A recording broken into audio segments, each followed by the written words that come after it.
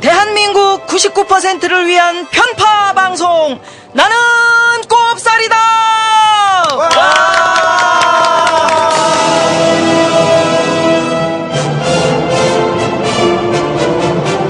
네, 오늘따라 이 목소리들이 아주 힘이 넘칩니다. 세상이 밝아지면 없어질 방송, 나는 꼽살이다. 오늘은 사상 최초로 호회를 준비했어요. 호회. 우리가 원래대로라면은 보통 화요일에 녹음해가지고 주말 언저리쯤에 나가게 되는데, 투표일이 내일 모레잖아요. 선택이 두 가지밖에 없습니다. 한 주 쉬던가. 그래서 왜냐하면 선거 전에 녹음해가지고 선거 후에 나가면 이거 완전 이상한 거예요. 그래서 저희가 호회를 준비를 했는데, 짧게 녹음해서 빨리 편집해서 선거일 전에 나갈 수 있도록. 그래서 오늘 호회의 주제는 4월 11일 닥치고 투표.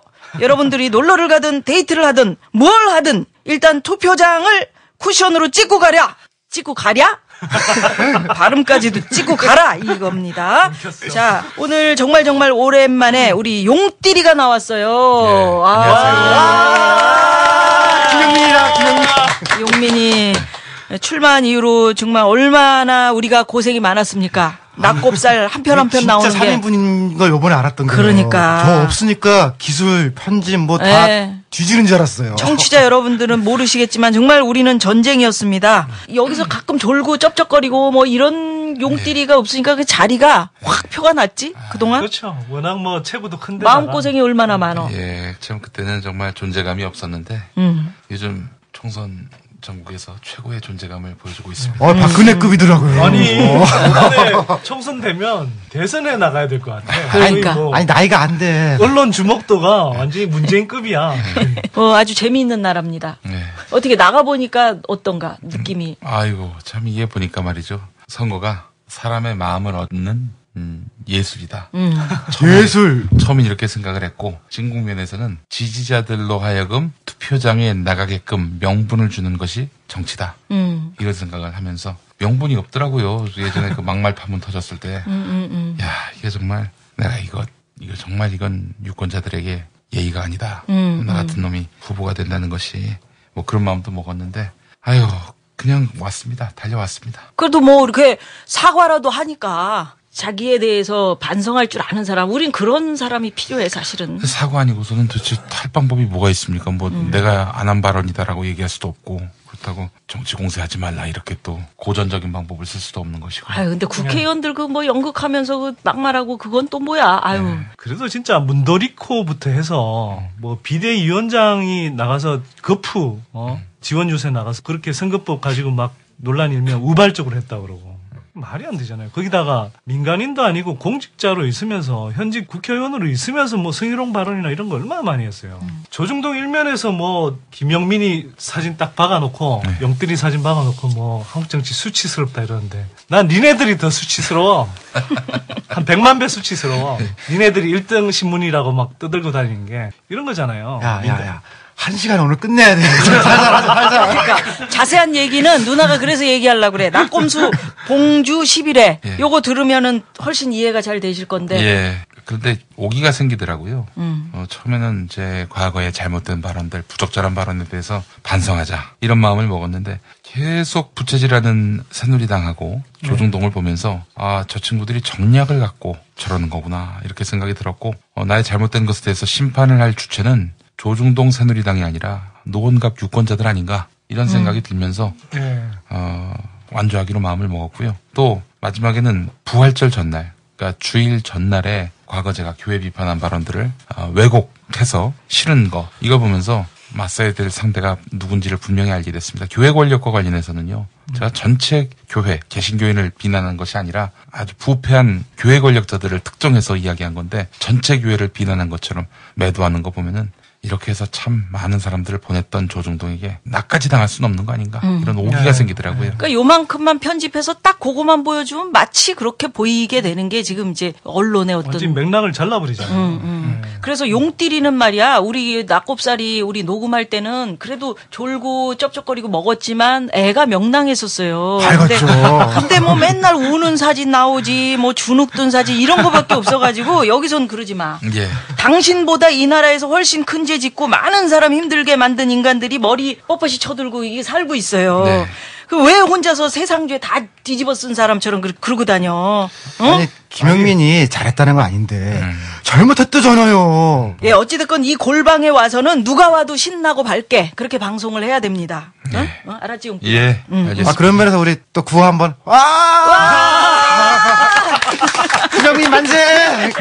아무튼 오늘은 말이죠. 이런 얘기를 할 겁니다. 왜 투표를 우리가 해야 하는가? 그리고 투표에 무관심한 사람들을 어떻게 투표장으로 이끌어낼 것인가? 왜냐하면 이 방송 듣는 분들은 아마 100% 투표장에 갈 거고 그럴 걸로 누나는 믿고요. 그렇지만 그것만으로는 충분치 않습니다. 정치에 무관심한 사람들, 투표를 외면하는 사람들을 투표장으로 끌어내는 거 이게 중요하거든요. 그래서 과연 어떻게 끌어낼 것인가? 이런 얘기할 거고 마지막으로 잘 판단해 보시라는 의미에서 중간중간에 이번 총선에 출마한 여러 후보들의 메시지도 좀 들려드릴 거고 부디 이번 호회가 투표율 60% 넘고 70% 넘고 80% 돌파하면 좋지. 70% 넘으면 저는 삭발한 머리에 붉은색을 염색하기로 했어요. 아, 그러니까. 그런 재밌는 걸 하나씩. 강백호 느낌이 나면 좋겠는데 붉은 돼지 느낌 날 것 같아가지고. 요새 좀 살 좀 쪘더라고. 형님이 강백호 느낌 웃기가. 나게 한다고 그러니까 저보고는 서태웅 머리 서태웅 느낌 나게 하래. 그래서 내가 뭐 생각을 바꿔봐봐. 너무 머리 쪽으로만 하지 말고 아니 즐거운. 그래도 형님하고 이제 짝을 이뤄서 내가 파마한 다음에 노란 머리를 할까 그랬더니 지금 내가 머리 빠지잖아요. 탈모를 이게 감수해야지. 되게- 지금 그게 탈모가 문제냐? 아, 나 감수 못해. 자, 안 할래. 우리 선띠리 머리가 다 빠져도 어찌됐건 약속하는 거지. 탈모. 탈모 있어도 둘이 다 지금 뽑으라고. 머리를 뭐 노란 머리를 하든 아니 하든. 선거에 이기면 기분 좋아서 머리 다시 날 거라니까요. 그러니까. 서울 송파을 민주통합당 천정배 후보의 메시지입니다. 사랑하는 송파 주민 여러분, 기호 2번 민주당 천정배입니다. 이명박 새누리 정권 4년 여러분 얼마나 힘드셨습니까? 경제는 활력을 잃고 중산층과 서민은 삶의 희망을 잃었습니다. 물가는 하늘 높은 줄 모르고 오르는데 소득은 제자리 걸음이었습니다. 전셋값은 36%나 치솟았습니다. 청년들은 일자리를 구하지 못하고 자영업자들은 파리만 날리고 있습니다. 국민이 고통받는 동안 이명박 정권은 국민이 준 권력을 사리사욕을 채우는 데 악용해 왔습니다. 형님 비리, 친인척 측근 비리, 불법 사찰 일일이 다 말하기도 어렵습니다. 공무원, 민간인 가리지 않고 전방위로 뒷조사하고 개입했습니다. 연예인 김재동 씨도 뒷조사 당했습니다. 그래놓고 불법이 드러날 듯 하자 검찰을 움직여 사실을 은폐하고 증거를 인멸하고 청와대가 나서서 돈까지 주면서 입막음하려 했습니다. 여러분, 이제 바꿔야 합니다. 저 천정배가 송파에서 모두가 행복한 대한민국 만들고 싶습니다. 중산층이 튼튼하고 서민도 부지런히 일하면 걱정 없이 살 수 있는 나라, 부자가 존경받는 나라, 이런 진짜 선진국 저 천정배가 여러분과 함께 꼭 만들고 싶습니다. 기호 2번 천정배 도와주십시오. 성원해 주십시오. 다음은 서울 성동갑 민주통합당 최재천 후보의 메시지입니다. 최재천입니다. 성동, 갑, 금호동, 옥수동, 성수동, 응봉동 지역구입니다. 정치적 민주화가 제도라면 정치적 기본권은 인권이잖아요. 경제민주화가 제도고 질서라면 사회경제적 기본권, 인간다운 생활을 할 권리는 결국 인권의 문제라고 생각을 합니다. 제가 국회에 들어가게 되면 경제민주화를 위해서 그리고 기본권이라는 사회경제적 기본권 보장, 인간다운 생활을 할 권리라는 차원에서 최선을 다해서 헌법이 보장하고 인권이 보장하는 그런 권리와 질서를 확립하기 위해서 노력하겠습니다. 지금 목소리가 많이 쉬어서 다르게 느껴지실 겁니다. 최선을 다하고 있습니다. 여러분들께서 도와주십시오. 사회경제적 기본권 보장, 경제민주화를 위해서 최선을 다할 후보 성동갑 기호 2번 최재천입니다. 고맙습니다. 우리는 왜 투표를 해야 되는지에 대해서 한번 얘기 좀 해줘 봐봐요. 일단 20대 혹은 30대 지금 경제적 약자죠. 힘든데 정책이라는 게 투표하는 사람들한테 정책이 가요. 우호적으로. 이를테면 20대가 한 50%쯤 투표한다. 반값 등록금인데 80% 90% 투표하면은 등록금 무상도 되거든요. 그러니까 표를 주는 사람들한테 정치인들이 관심을 갖는다. 그러니까 표를 보여주는 게 자기의 경제적 삶을 개선하기 위해서는 제일 빠르죠. 직방이죠. 어떤 나이대가 나에게 직접적으로 표로 보여줬느냐에 따라서 그 나이대에 원하는 욕구를 해결할 수 있다. 그런 말이네. 예, 그러니까 지금 민주통합당이 이런 데서 20대들 내잖아요, 이제 비례대표로. 근데 투표율 90% 나오면은 그게 서너 배로 나오겠죠. 그러니까 자기의 경제적 삶을 바꾸기에 제일 빠른 거는 투표다라는 거죠. 그 관련해서 하나 말씀드리면 선들이. 20대, 30대가 인구에서 차지하는 비중은 한 23%, 24%씩 돼요. 근데 투표에서 비중은 17%, 막 18% 이런 식으로 쪼그라들거든. 그만큼 이제 투표를 안 한다는 거죠. 반면에 50대, 60대 이상으로 가면 실제 인구 비율은 한 17%, 18% 이런데 거꾸로 투표에서 차지하는 비중은 한 23%, 4% 나온단 말이죠. 그만큼 이제 투표를 열심히 하신다는 거고. 그러니까 거꾸로 이야기하면 젊은 유권자들의 의사가 정치권에 충분히 반영이 안 된다는 거죠. 그래서 놀 땐 놀더라도 투표는 꼭 하자. 네. 그러니까 서울시장 선거 때를 우리가 생각을 해보면 2010년이죠. 2010년 서울시장 선거 때 이제 오세훈하고 한명숙의 득표율 차가 0.6%포인트 차이 났어요. 특히 17개 선거구에서 한명숙이 이기고, 그 다음에 7개 선거구에서 이제 오세훈 시장이 이겼었거든요, 당시에. 근데 사실은 강남 뭐 한 3, 4구, 요 정도를 빼놓고 나서는 굉장히 박빙의 차였고, 그래서 청년층 투표율이 조금만 더 높았으면, 이제 사실은 그 결과도 바뀌는 거죠. 지금 강남을 같은 경우에 제가 정동영한테 막 나가라고 그래서 했는데 지난 총선 때는 40% 차이가 났어요. 그러니까 60% 정도가 한나라당 득표율이 예, 60%였고 민주당 쪽은 예, 19%밖에 안 됐거든요. 그러니까 3배 차이였는데 이게 지난번 박원순 때는 15%로 줄어들었거든요. 강남 쪽에서. 예, 최근 추이를 보면은 여기는 60% 넘으면은 정동영 후보가 이기고 그 밑에서는 김종훈이 이기거든요. 그러니까 무조건 투표율이에요. 65, 70이면은 강남도 이번에 뒤집을 수 있거든요. 65를 놓고 제가 한번 쭉 계산해 보니까 수도권에서 한두 자리 빼고는 새누리당 전멸시킬 수 있겠더라고요. 아니 근데 이게 굉장히 큰 변화가 지금 나타나고 있는 게 사실은 제가 주말 동안에 우리 이제 지금 구경도 와 있는데 세금명당 당원 몇 분하고 총선 올레길이라고 해서 이제 우리가 지지하는 후보들을 한 8분 정도 이렇게 지원 유세를 갔어요. 뭐 용띠리도 제가 한번 갔는데 하여튼 뭐 그런 지원 유세 포함해서 한 8군데를 다녀왔는데 지금 바닥 민심이요. 느낌이? 어쨌든 정권 심판론이 상당히 강하게 형성되고 있고 또 새누리당 후보들하고 민주당이나 하여튼 야권연대 후보자들 이렇게 쭉 보니까 새누리당 연설하면은 사람들이 없어요. 명함 주면 다 뿌리치고 이러는데 야권연대 후보자들이 연설하면 사람들이 모여요. 박수치고. 그러니까 지금 민심이 확실히 좀 다른 것 같고 그래서 무당파가 있다는 거 아니야. 그러니까 아무 당도 선택하지 않은 그 사람들을 어떻게 끌어들일 것이냐. 그런데 막판에 지금 정권 심판 쪽으로 가는데 중요한 건 후보들 입장에서는 백병전 단계잖아요. 그러니까 지금 단계에서는 많은 분들이 자기 투표 날만 기다리지 말고 그 자기 지지하는 정치인이 나오는 지역구에 연락을 해서 한 사람이라도 좀 지지를 호소해 주는 거 그런 작업 필요하죠. 아, 물귀신 작전. 용띠리 나왔으니까 김용민은 우리가 투표를 하면 우리의 삶이 어떻게 달라지는지에 대한 어떤 자기 신념 같은 게 있어서 이제 국회의원이 되겠다 하고 나온 거니까 그 얘기를 좀 해줘 봐봐. 정치에 참여하니까요. 굉장히 요점만 이야기하게 되더라고요.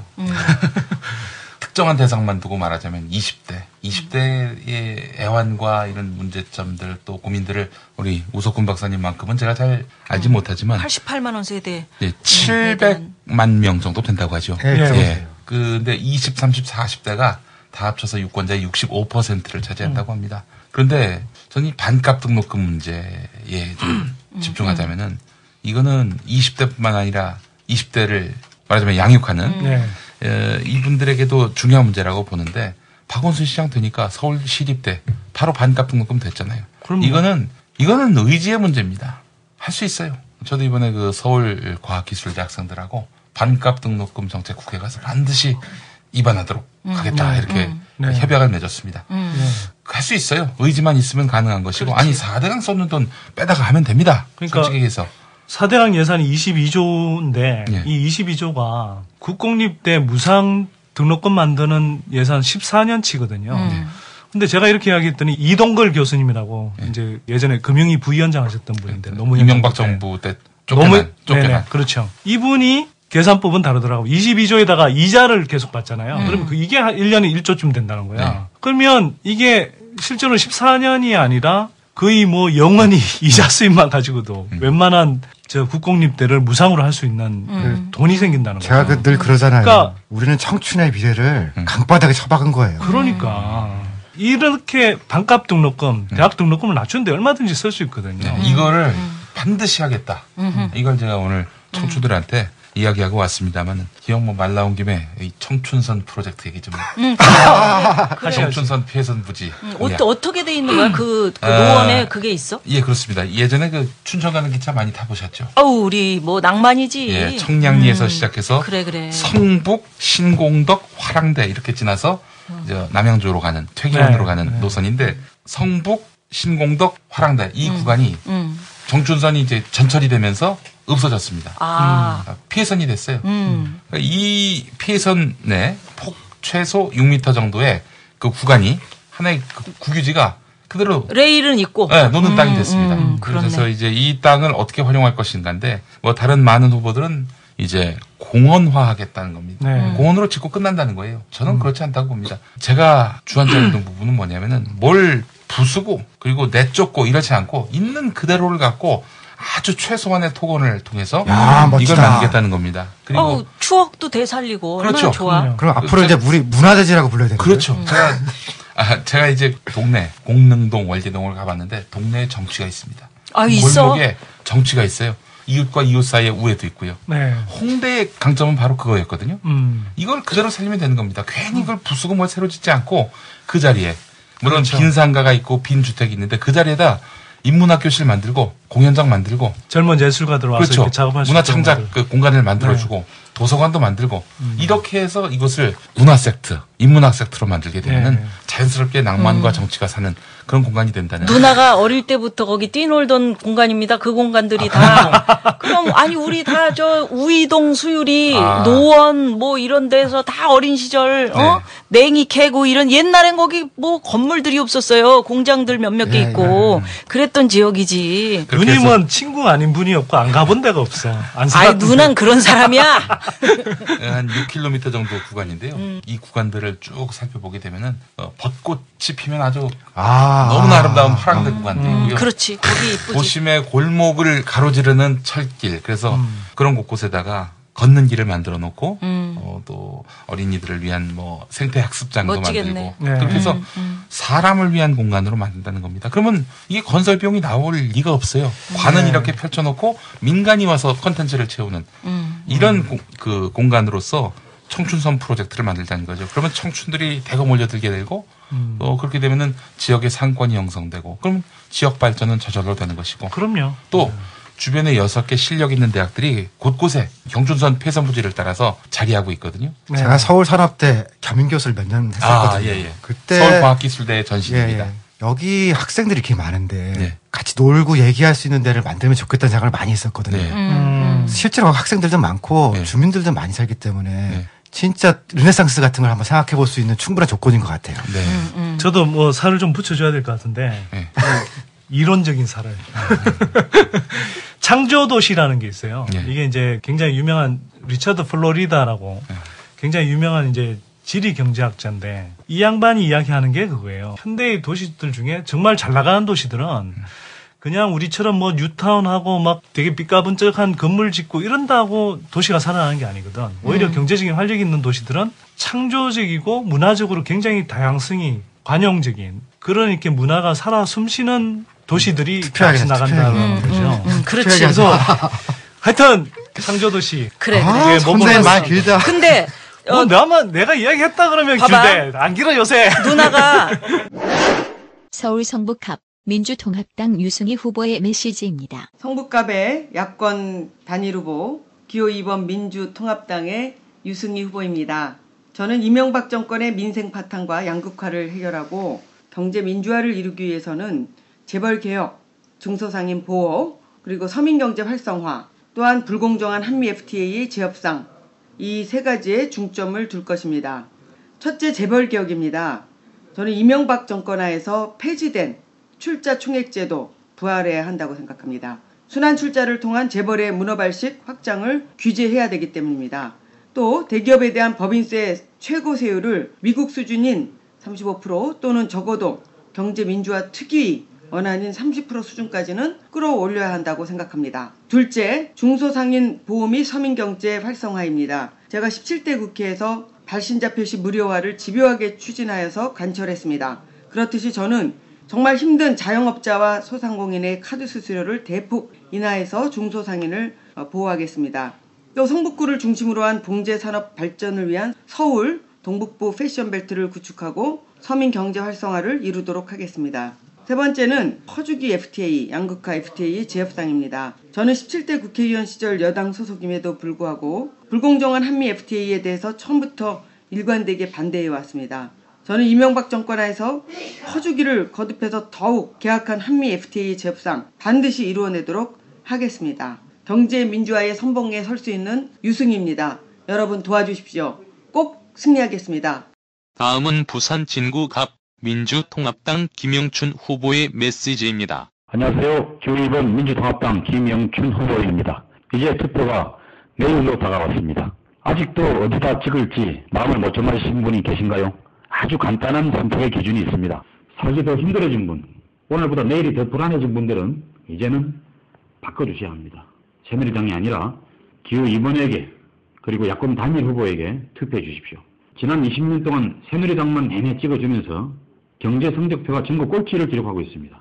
이런 부산 그대로 두고 볼 수 없습니다.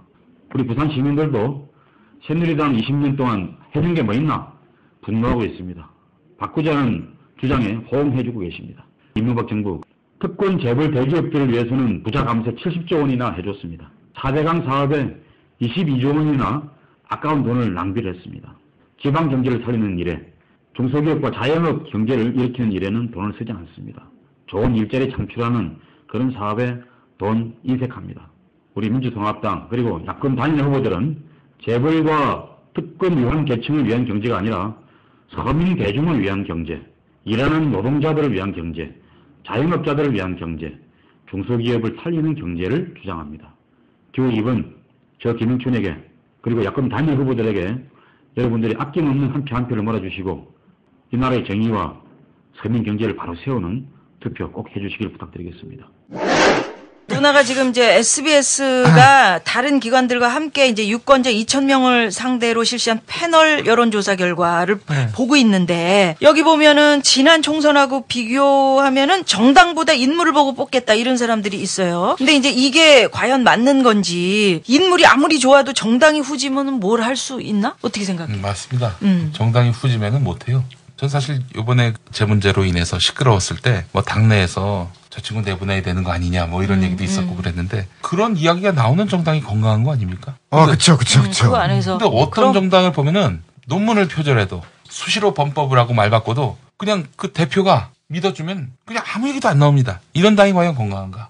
아무리 사람이 훌륭해도 그 당에 들어가서 국회의원이 되면은 그 당의 조직 논리에 의해서 움직일 수밖에 없는 건데 그런 의미에서 본다면은 야권은 뭐 서로 디스하고 서로 뭐 이렇게 비난하고 그래도 그런 과정 속에서 민주주의가 굽히는 거 아니냐 이런 생각을 제가 감히 해봅니다. 좀 전에 그 무당파 얘기했는데요. 한국의 무당파가 일본 무당파랑 좀 다른 게 있어요.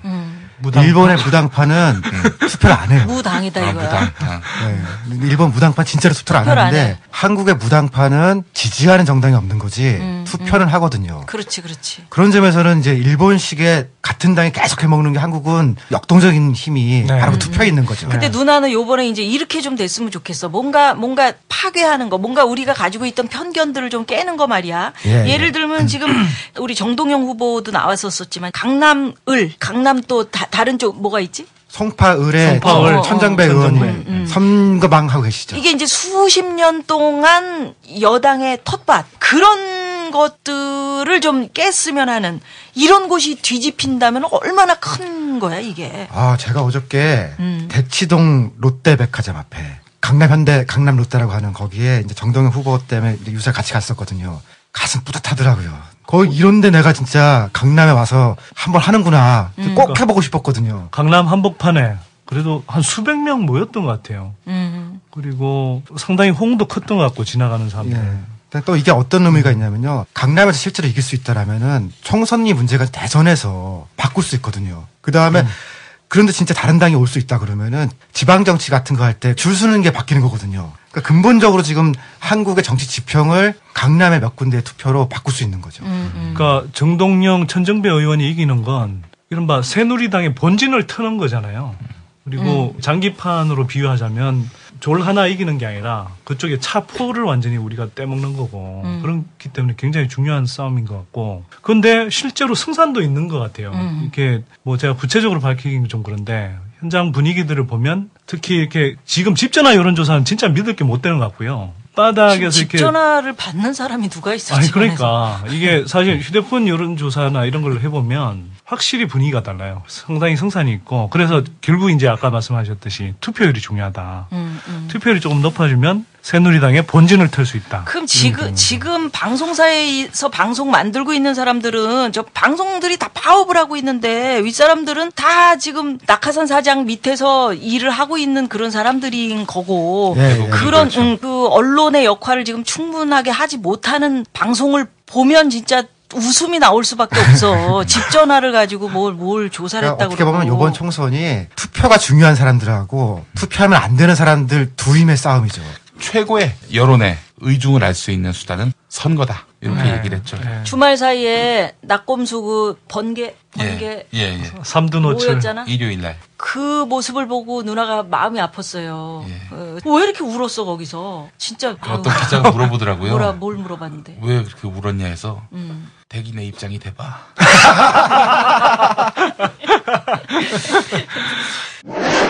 경기도 고양시 일산 서구 민주통합당 김현미 후보의 메시지입니다. 안녕하세요. 일산 서구의 야권 단일 후보 김현미입니다. 저는 흔히 BBK 저격수다 이렇게 얘기하시는 분들이 계신데요. 저는 그거보다는 17대 국회를 하면서 삼성과 맞짱 떴던 여전사로 더 알려져 있다고 생각합니다. 저는 17대 국회 하면서 중소기업과 중소상인들을 재벌 특권층으로부터 보호하기 위해서 삼성과 같은 대재벌들과 당당하게 맞짱 떴던 그런 의정활동을 펼친 바 있습니다. 그리고 이명박 대통령이 자랑하는 미소금융을 만든 장본인이 바로 접니다. 대한민국 최초의 마이크로 크레딧 서민금융을 제가 만들었습니다. 지금은 우리 경제에 있어서 위기라고 합니다. 특히 중산층 서민 경제가 위기입니다. 이대로 가다가 대한민국은 재벌공화국이 될지도 모르겠습니다. 이러한 재벌공화국으로부터 우리 서민 경제를 지키는 일, 그 일이 정말 절실한데 저 김현미가 17대 국회에 그런 일을 해왔고 적임자라고 생각합니다. 우리 일산 서구를 비롯한 우리 국민 여러분들께서 저 김현미를 꼭 지원해 주셨으면 좋겠습니다. 그러면은 제가 17대 국회에서 해왔던 것보다 더 단단하고 야무지게 경제개혁, 경제민주화 이루어서 우리 서민경제 활짝 펼 수 있도록 저의 모든 지혜와 그런 열정을 다 쏟아붓겠습니다. 꼭 함께해 주시기 바랍니다. 고맙습니다. 일산 서구입니다. 다음은 경기도 고양시 일산 동구 민주통합당 유은혜 후보의 메시지입니다. 고양시 일산 동구 야권 단일 후보 유은혜입니다. 이제 이틀 남았습니다. 그런데 판세가 호락호락하지 않습니다. 자칫하면 지난 4년 그 절망의 시간이 반복될 수도 있다는 위기감이 엄습하고 있습니다. 제발 물가 좀 잡아달라. 서민들 먹고 살게 좀 해달라. 대학생들 반값 등록금 해달라. 그런 국민의 절박한 요구가 외면당할 때마다 2012년 4월 11일이 오기를 얼마나 기다리고 또 기다렸습니까? 그런데 이제 그 기회가 위기가 되고 있습니다. 국민 여러분, 일산 동구 주민 여러분, 이제 여러분께서 참여하셔서 바꿔주십시오. 투표로 바꿔주십시오. 투표하면 국민이 이기고 투표하지 않으면 이명박 정권이 이깁니다. 4월 11일 국민이 승리하면 내 삶이 바뀌고 대한민국이 바뀌는 변화, 그 희망이 시작될 것입니다. 여러분, 한 표 한 표 꼭 모아주십시오. 일산 동구 야권 단일 후보 기호 2번 유은혜를 반드시 선택해 주십시오. 호소드립니다. 고맙습니다. 아주 중요한 게 투표율을 60%로 만들고 70%로 만들려면 반드시 해야 할 게 나만 투표해서는 안 된다는 거. 투표 안 하는 사람들, 무관심한 사람들 잡아 끌고 이제 나와야 되는데 그러자면은 이 사람들을 설득을 하든 협박을 하든 뭐 일단 가장 많이 나오는 얘기가 그런 거 아니야. 바꿔봐야 뭐 그놈이 그놈이다. 그렇습니다. 이놈도 싫고 저놈도 싫고 뽑을 사람이 없다. 진실의 힘이라는 인터넷 신문에서 역대 그 선거 결과를 갖고 분석한 내용이 있는데 제가 이거 보고 상당히 좀 이거 참 의미 있는 그런 기사다 싶었던 게 새누리당의 지지층들의 득표율은 매 선거마다 다르잖아요. 득표율은. 하지만 득표수는 거의 비슷하다는 거예요. 그러니까 투표율이 높으면 야권이 유리하고 낮으면 여권이 유리하다. 이거는 거의 뭐 과학적으로 증명된 것이다. 이렇게 얘기를 하는 거예요. 노원갑 같은 경우 17대 때는 50%가 넘었어요. 네. 정봉주 의원이 이겼습니다. 18대 때는 50%가 안 된 걸로 제가 알고 있습니다. 그때는 한나라당 후보가 이겼고요. 한 대략 50%에서 60%가 넘어간다. 그러면은 야권에게 유리한 구도가 형성되는 것만은 뭐 분명해 보입니다. 오전에 이준익 감독님이 이제 MBC 갔다 오셨거든요. 여의도 분위기, 방송사 분위기 이제 오기 전에 듣고 왔는데 지금 MBC, KBS 파업하시는 분들 있잖아요. 이번 선거에서 새누리당이 일당되면은 그 사람들 다 잘리고 다 밀려난다는 거예요. 그러니까 바꿔봐야 뭐가 아니고 지금 파업하는 사람들이나 수없이 많은 걸려있는 사람들이 이번 선거 이겨야 지금 안 잘려요.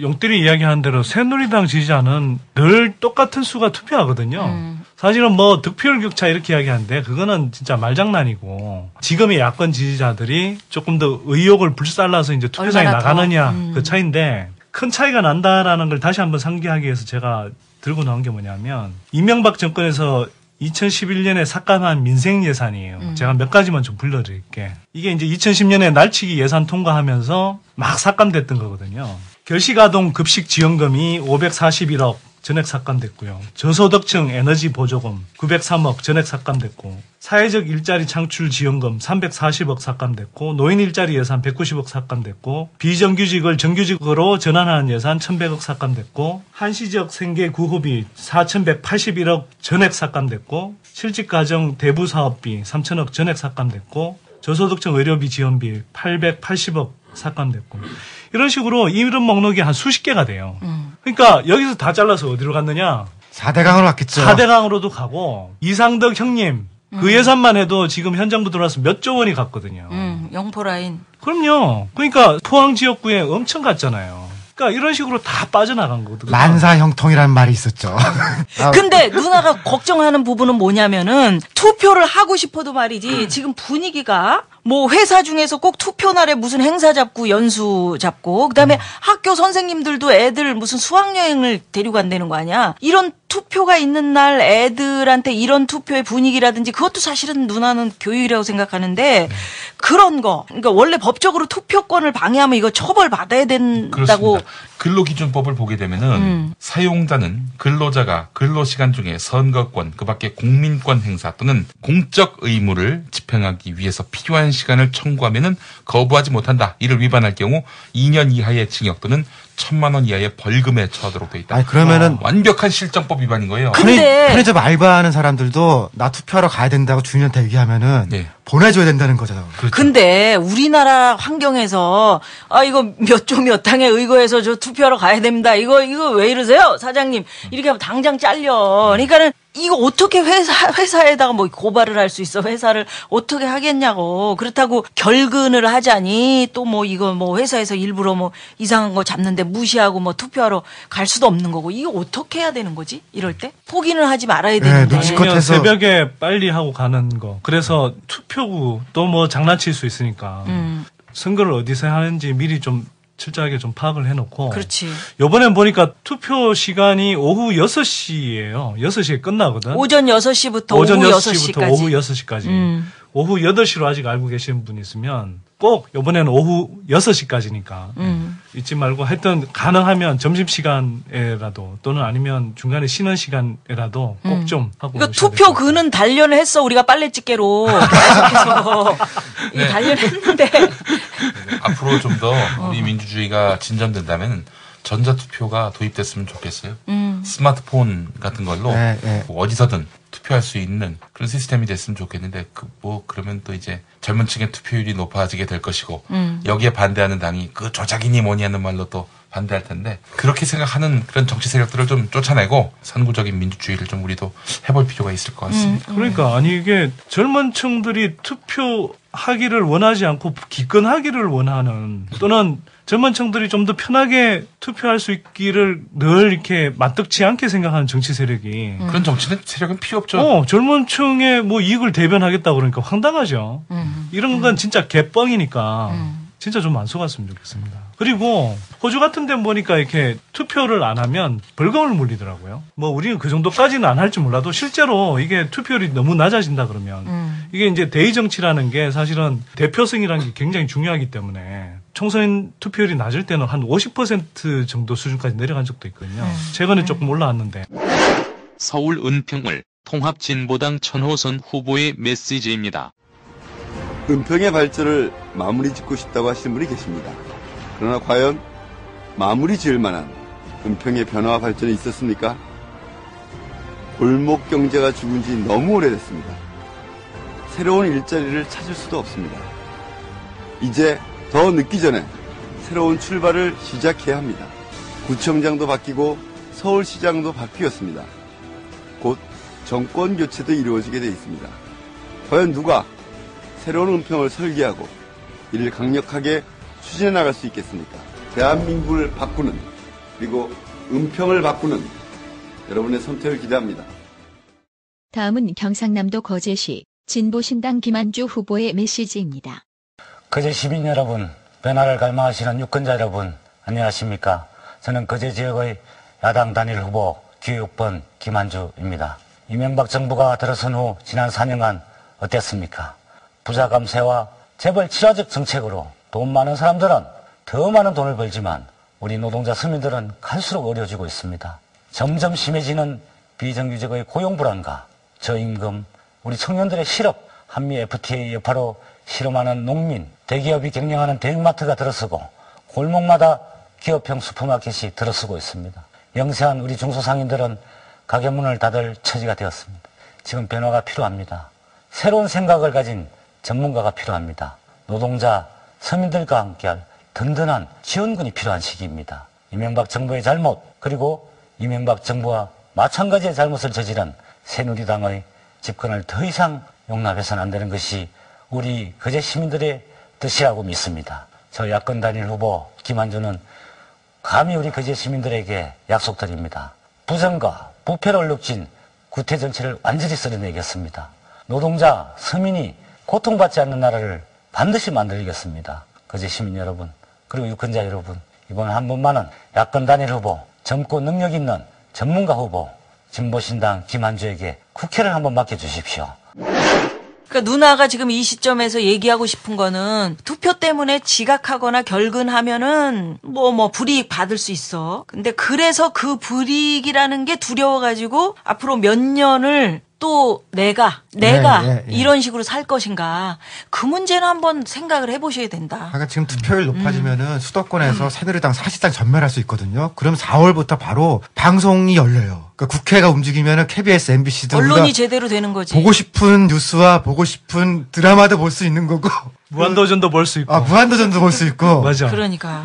지금 닫혀있던 것들을 언두라는 표현, 영어라서 죄송한데, MB가 했던 거를 언두할 수 있거든요. 지금 바로 할 수 있어요. 대선까지 기다리지 않고. 원점으로 되돌릴 수 있는. 제발 좀 보고 싶은 TV 좀 보고 삽시다. 그러면은 일단은 우리 뭐 이번에 투표율이 높으면 뭐 어떻게 하겠다 많이 하잖아. 네. 그러니까 우리 용띠리는 우리 저 노원 구민들을 위해서. 예, 뭐 이번 일들로 인해서 그런 느낌을 받았어요. 완전히 다 발가벗겨졌다. 길거리에서. 발가벗으면 되지. 네. 그래, 그런 느낌이 들 거야. 제가 맞아. 만약에 당선이 된다면 6월 국회 개원 직전에 제가 입을 건 입고 미스터 코리아 있잖아요. 몸매를 만들어서 싱스팩까지는 못하더라도 하여간 집돼지에서 멧돼지로 바뀌는 겁니까? 아니 그래서 살을 좀 빼고 그렇게 한번 공개를 하겠습니다. 국회의원이 되면 군사를 뭐 빼려고 노력 안 해도 빠질 거야. 왜냐면 부지런히 지역 다니면서 뭔가 그분들을 위해서 일을 해야 되기 때문에. 그리고 그렇지 않은 사람들도 많이 있습니다. 지금도 금식하고 있잖아요. 그 음식을 하는데도 이렇게 안 빠지는 거 보면 대단해요. 평소에 비축된 게 많아. 저는 진짜로 아주 특이한 체질이야. 아니 왜냐면 우리 이거 편집 다 하고 평상시에 낙곰수 편집하지, 녹음하지, 우리 낙곱살이 하지, 또 편집하지, 그 안에 뉴스 찾아서 넣지, 뭐 하는 일이 100가지, 1000가지가 넘는 것 같아. 근데도 한 번도 우리 약속을 어긴 적이 없잖아. 단 국회의원 나갔을 때 그 시기에 한번 여기 녹음실 스케줄 안 잡아가지고 우리 저 우띠리하고 선띠리가 진짜 힘들게 막 여기저기 뛰어다니면서 억지로 막 그렇게 그러니까 정신이 없었던 거지 그때. 뛰어다닌 건 아니고요. 전화 몇 통. 아니 난 뛰어다녔어. 우띠리는 뛰어다녔어. 방 안에서. 그래. 아 근데 진짜 김용민한테 별명을 진짜 3인분 인생이라고 붙여주고 싶더라고요. 그러니까. 정말로 3인분 살더라고요. 요번에 절감했어요. 삼겹살이잖아 또. 삼겹살 인생. 아, 나 그리고 이렇게 유능한 사람이 있었나 싶게. 같이 할 땐 몰랐는데 그래. 없으니까 진짜 4인분이었어요. 우리 띨띨이들도 대단해 사실은. 요 두 띨띨이들도. 저는 1인분. 그 1인분이 아니지. 선띨이 뭐. 마지막으로 김용민 관련해서요. 하도 조중동이 이렇게 막 이상한 뭐 진짜 일부의 말만 딱 따갖고 뭐 인격 파탄자 비슷하게 만들어버렸는데 제가 어떤 지켜본 김용민은 그 낡은 기독교 권력에 대한 분노, 그 다음에 이 왜곡된 언론에 대한 분노, 굉장히 정직한 분노를 갖고 있고 또 이걸 개혁하려는 열망도 굉장히 강한 사람이라고 저는 느끼고 있거든요. 그래서 김용민을 정말 충분히 국회에 입성해서도 많은 일들을 할 수 있는 사람이다. 그런 자질이 있는 사람이다. 또 그런 개혁 의지가 있는 사람이다라고 믿고 있고요. 그래서 우리가 뭐 우띠리 형님이나 저나 뭐 의리, 흔히 말하는 의리 이런 게 아니고요. 정말 사람을 지켜본 가운데 믿기 때문에. 그럼. 우리는 김용민이가 만약에 못하면 또 김용민이한테 질타를 할 거야. 그럴 사람들이니까. 까는 것도 전문이잖아. 그런데 금융민주화, 경제민주화 이런 걸 잘 할 수 있는 사람이 되면 좋겠어요. 네, 그렇지. 제가 누님 그리고 우리 선배인 형님, 우석훈 형님 매 그 철학을 100% 정도가 아니라 120% 동의하면서 미력을 다해서 국회에 간다면은 그것을 반드시 관철시키려고 애쓸 마음이 있습니다. 사실 내가 안 하면 누가 안 하나, 누가 하나 이런 생각이 들었고 또 우리 선틸 형님이 구체적으로 거명해서 지적한 그분은 가시는데 우리 누님 또 두 분의 형님 내 철학을 우리 아바타가 되는 거야. 아바타. 그렇죠. 뒷받침하고 대변할 사람이 한 명이라도 더 가야 되는 것이 옳지 않겠는가. 이게 사실은 제가 국회의원 선거에 나가겠다라고 고민했던 부분 가운데 하나입니다. 누나가 보는 김용민은 자격이 충분히 있는 게 뭐냐면 누나가 MBC 세계는 그리고 우리는 할 때 뭐 얘기도 했지만 정치평론가로서 아주 그 역할을 빛나게 했거든. 그리고 방송 PD로서의 그 경험들, 그다음에 정치평론가로서 우리 정치를 바라보는 눈이 다르다고. 그리고 날카롭잖아요. 날카로워. 그래서 아마 국회의원이 되면은 잘 해낼 수 있으리라 그런 믿음을 보내면서 일단은 우리 이제 우띠리는 4월 11일에 선교 한 선교 이름이 왜 나와? 자, 투표율이 70% 넘으면 머리에 빨간물을 들인다고 했고 더불어서 이제 파리 10대학 나왔으니까 뭐 샹숑 같은 거 하나 좀 이렇게 좀 녹음해서 기쁨의 노래 이런 거 누나가 임마누엘 부인 영화 주제가 그래. 그런 음란 영화는 안 됩니다. 형님 지금 한번 불러봐봐. 멜로디 다물 샹틀로. 좋아. 아무튼 못 알아들었어. 그리고 우리 선띠리는 어떻게 머리만 그렇게 뭐 좀 저는요 좀 좋은 거 할게요 그냥. 뭐. 강화문에서 예쁜 여성분들만 프리 허그를 한. 아니 그런 거 하지 말고 누나가 하면 안 될까 누님? 아니 지시를 누님도 내립니다. 해줄게. 그 지금 보니까 마르린 멀로하고 닮았네. 멀로 옷을 입어. 그래서 지하철 위에서 치마 이렇게 확 이렇게 되는 거 있지. 그거 사진 하나 찍어서 올리시고요. 누님 그렇게 염색한다고 빨리 그러지. 아니 닮았어. 아니 얼굴 판이 닮았는 걸 뭐. 멀로네. 사람들이 시스루 룩을 하래. 참나 그걸 어찌하나. 이마만. 누나는 이미 공약을 했습니다. 일자 눈썹하고 시사 프로그램 일주일 동안 진행하기로 했거든요. 그 오시는 분들이 정말 진지한 시사를 얘기해야 되는데 그게 좀 그렇고요. 어찌됐건 그런 식으로. 그리고 우리 프로그램도 정말 큼직큼직한 이슈가 될 만한 초대 손님을 모시자고 그때는. 네. 그래서 네. 그분들의 얘기, 향후 우리가 이제 어떻게 해야 되는지 뭐 이런 당선되신 것도. 분 중에서 가장 명예롭고 또 우리가 보고 싶은 분을 다음 방송 때 초청해서 저 나옵니다. 다음 주부터. 자, 마치기 전에 딱 하나만 제가 띠 형님도 같이 했었는데 그 유종일 교수님, 또 이혜영 교수님, 또 4대강 전문가이신 박창근 교수님, 복지국가 소사이어티 이끌었던 이상희 교수님 이런 분들이 대거 참여해서 경제민주화 유세단이란 걸 이번에 만들어서 이제 활동을 했거든요. 이제 그 경제민주화 유세단에서 24분을 선정했는데 물론 뭐 딴 분들도 굉장히 뛰어난 분들 많겠지만 이분들은 제가 꼭 좀 소개하고 싶습니다. 정동영, 김종희, 홍희덕, 심상정, 김한주, 이계안, 김현미, 유은혜, 이하경, 강기갑, 노회찬, 인재근, 안민석, 유승희, 이재용, 박영선, 김영춘, 천정배, 이종걸, 송호창, 최재천, 24분인데요. 이 24분이 들어가면 진짜 19대 국회에 저는 완전히 바뀔 거라고 생각하고요. 또 대한민국이 바뀝니다. 그리고 하나 더 말씀드리고 싶은 건 18대 국회 때 개혁성이 미진했던 게 뭐냐면 특히 민주당의 개혁성이 미진했던 건 뭐냐면 그때 투표율이 낮아서 새누리당 특히 뉴타운 사회공약 하면서 거기 다 넘어가는 바람에 지역 기반이 강한 뭐 몇몇 이제 정치인들만 살아남았던 거거든요. 그래서 요번에 투표율이 진짜 높아져야 하는 또 다른 이유는 뭐냐면 투표율이 높아지면 지역 기반이 강하지 않더라도 개혁성과 전문성을 겸비한 상당수의 훌륭한 후보들이 같이 들어가서 정말 민주당의 흐름을 바꿀 수 있다. 그런 측면에서도 투표율이 진짜 높아져야 된다. 그러니까 우리가 경제민주화를 얘기할 때 뭐 경제 쪽에 한 사람 정도가 국회의원이 돼서는 그건 힘을 못 쓴다. 그렇죠. 그러니까 여러 사람이 함께 힘을 뭉쳐서 뭔가 개혁을 해낼 수 있는 그런 팀이 중요하다라고 했잖아. 그렇죠. 그래서 이제 이번에 정말 마음이 맞는 사람들끼리 딱 해서 우리나라를 좀 제대로 이끌어줬으면 하는 바람이 있는 건데 4월 11일 다시 한번 얘기합니다. 오전 6시부터 오후 6시 보궐선거를 여러 번 하다 보니까 8시로 착각하는 분 계신데 아니고요. 공휴일로 지정된 선거 날이기 때문에 오후 6시까지 그리고 반드시 이 방송 듣고 내가 어디 가서 투표를 하는지 미리 확인해주고 지난번 12.6 부정선거 이거 생각해보고 그런 일 또 안 나란 법이 어딨어. 그러니까 이거 꼭 미리 확인하시고 투표하러 갈 때 신분증 가져가셔야 됩니다. 주민등록증, 여권, 운전면허증처럼 이 관공서에서 발급받은 사진 요거 붙은 신분증 꼭 가져가시고 셋 중에 하나. 그렇지. 이번엔 두 곳에 투표하는 거예요. 하나는 지역구고 하나는 비례대표? 네, 그렇습니다. 좀 얘기 좀 해. 어떻게? 지역구는 이를테면은 그 지역에 나온 후보, 그 지역구 국회의원을 뽑는 거고요. 하나는 당을 찍는 겁니다. 후보와 1번 당. 새누리당, 2번 민주통합당, 3번 자유선진당, 4번 통합진보당, 그리고 그런 식으로 20개가 16번 있어. 진보신당, 20번 한나라당. 그렇지. 진보당 얘기 조금 하면요. 그러니까 진보신당, 그다음 녹색당, 청년당 이런 데가 녹색당은 몇 번인가? 청년당 17번, 11번.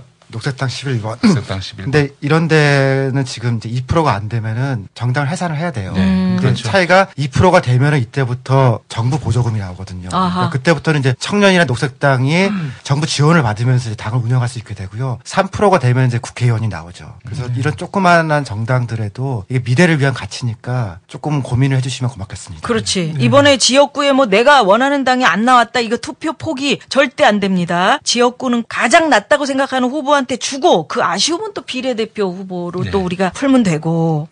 우리 선띠리 뭐 마지막으로 할 말 없어? 뭐 우띠 형님 말씀의 연장선상인데 2004년에 우리가 그 당시에 이제 민주노동당 후보들을 비례대표에서 상당히 좀 지지를 해서 한 10명 가까운 후보들을 냈어요. 그래서 한국 정치권이 상당한 좀 변화도 했고 심상정, 노회찬 같은 스타 정치인들도 배출했잖아요. 그러니까 요번에도 우리가 이제는 통합진보당 정도까지는 왔으니까 미래 가치에 투자한다는 느낌으로 녹색당 또 청년당 또 뭐 진보신당 정도까지는 한번 좀 고려해봤으면 좋겠다 이런 말씀드립니다. 네. 지지해달라는 말은 아니었죠? 그러니까 우리의 그 정치권에도 투표해달라는 말도 아니었고. 절대 아니죠. 그럼요. 정치권에 이제 다양한 어쨌든 구성이 있고 또 여러 가지 이제 미래지향적인 가치들이 반영이 돼야 되잖아요. 그런 측면에서 이제 말씀을 드리는 거죠. 청년당 비례대표 오태양 후보의 메시지입니다. 대한민국 최초의 청년당 비례후보 오태양입니다. 청년당은 20대, 30대 순수 개념 청년들이 손때를 묻히고 발품을 팔아서 정말 어렵게 눈물겹게 만든 정당입니다. 이제 더 이상 청년은 정치의 소비자가 아니라 생산자여야 합니다. 이제 아프다고 위로받고 소리치는 것을 넘어서 정치의 복판에서 직접 청년의 손으로 문제를 해결해 나가야 합니다. 청년의 목소리 누가 가장 잘 대변해 줄 수 있겠습니까? 바로 청년당입니다. 4.11 총선 정말 만만치 않습니다. 저희 돈도 없고 조직도 없고 백도 없습니다. 오직 청년 정신 하나로 맨주먹으로 거대 정당과 맞짱 뜨고 있습니다. 저희 강현재 비례후보님 지금도 광화문 내거리에서 60시간 철야 단식 유세를 하고 있습니다. 저는 지금 3일간 오체 투지를 하면서 삼성과 정경련 회관 앞으로 국회로 청와대로 기어가고 있습니다. 여러분, 그래도 대한민국에 청년당 하나 정도는 있어야 하지 않겠습니까? 저희 이번 총선에서 반드시 살아남겠습니다. 살아남아서 반드시 청년 정치의 새로운 시대를 열어보겠습니다. 청년당 원내 진출의 꿈이 여러분의 손에 달려 있습니다. 청년당을 국회로 보내주시면 4대강 삽질, 불법 사찰, 재벌 권력 충분히 막아낼 수 있습니다. 여러분, 저희 청년당에게 기회를 주십시오. 여러분, 저희 청년당에게 미래를 주십시오. 11일 정당 투표는 기호 17번 큰일칠 청년당. 여러분 부탁드립니다. 다음은 부산 해운대 기장을 녹색당 구자상 후보의 메시지입니다. 한국 사회는 지난 4, 50년간 폭력적 성장주의, 환경 파괴적 경제지상주의만 추구한 결과 우리는 정신적으로 대단히 피폐하고 물질적으로 대단히 편중된 야만의 사회가 되어버렸습니다. 하루에 42명이 자살을 하고 중학생들이 성적을 비관하여 자살을 하고 많은 학생들이 고통을 당하고 교통사고로 인해서 어린이들만 1년에 500명이 사망하는 대단히 야만의 문명사회입니다. 생태적 지혜, 자연과 사람이 하나 되는 원리, 그런 공동체, 생태적으로 지속하는 공동체, 이것이 녹색당의 가치입니다.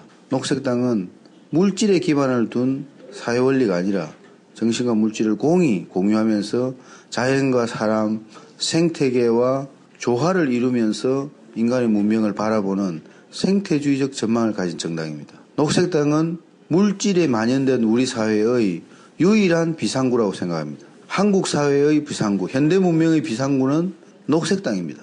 녹색당을 지지해 주십시오. 오늘 우리가 호외로 이 방송을 준비를 했는데 이 방송 끝나고 밤중 늦게라도 저희가 이거 잘 마무리를 해가지고 올릴 겁니다. 그래서 하여튼 마지막까지 우리는 최선을 다해보려고 생각을 하고 있고. 낙고살 팀이 이번에 특별 작전을 수행해서 오늘 무조건 올라가게 할 겁니다. 예. 우리도 살다 보니 호외를 다 만드네. 그러니까 애플이 또 도와주고 또 우리를. 그래서 나는 여기서 오늘 누나는 도올 김용옥 선생이 며칠 전에 남긴 말을 좀 들려드립니다. 역사의 주체가 될 수 있는 기회를 선거를 통해서 도올도 한 표, 니들도 한